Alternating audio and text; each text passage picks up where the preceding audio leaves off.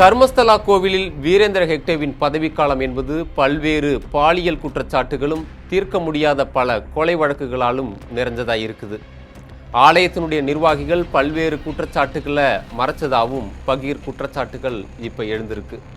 குறிப்பாக சிபிஐயில் பணியாற்றிய முன்னாள் அதிகாரி சுஜாதா அப்படிங்கிற பெண்மணி வைக்கக்கூடிய குற்றச்சாட்டுகள் இப்படியெல்லாம் நடக்குமா அப்படிங்கிற அளவுக்கு அதிர்ச்சி ரகமா இருக்கு. சுஜாதா அவர்களுடைய பெண் மருத்துவம் படிச்சுட்டு இருந்திருக்காங்க. 22 ஆண்டுகளுக்கு முன்னாடி அந்த இளம் பெண் இந்த கோவிலுக்கு வந்த பிறகு திடீர்னு காணாம போயிருக்காங்க.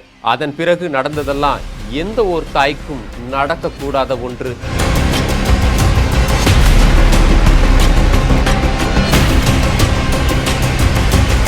60 வயது நிரம்பிய கொல்கத்தாவை சேர்ந்த சுஜாதா 22 ஆண்டுகளுக்கு பிறகு மீண்டும் தர்மஸ்தலா வந்திருக்கிறார். அவர் 2003இல் பெங்களூரில் உள்ள சிபிஐ அலுவலகத்தில் ஸ்டெனோவாக இருந்தபோது அவருடைய மகள் அனன்யா தர்மஸ்தலா கோவிலில் வைத்து மாயமானார். 2 நாட்களுக்கு முன்பு இந்த முறையாவது எனது மகளுக்கு என்ன ஆச்சுன்னு சொல்லுங்க என அந்த தாய் ஆண்டவனிடமும் ஆட்சியாளர்களிடமும் முறையிடுவதற்காக நம்பிக்கையோடு வந்திருக்கிறார். 2003இல் அனன்யாவை கண்டுபிடித்து தருமாறு பெல்தங்கடி காவல் நிலையத்துக்கு சென்று முறையிட்ட போது உங்க பொண்ணு யாருடனாவது ஓடி போயிருக்கும் என்று சொல்லி புகாரை வாங்க மறுத்து விட்டார்களாம். இதனால் மகளின் போட்டோவை வைத்துக்கொண்டு அங்கும் இங்குமாக அலைந்த போது உங்க பொண்ணு கோயிலின் முக்கியமான நபருடன் உள்ளே சென்றார், அதற்கு மேல் எங்களிடம் வேறு எதுவும் கேட்காதீர்கள் என்று சிலர் கூறியிருக்கிறார்கள்.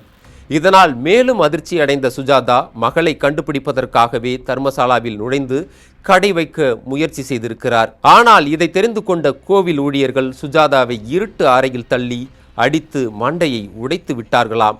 இதன் பிறகு சுஜாதா கண் விழித்து பார்த்தபோது 3 வருடங்கள் ஓடிவிட்டிருந்தது.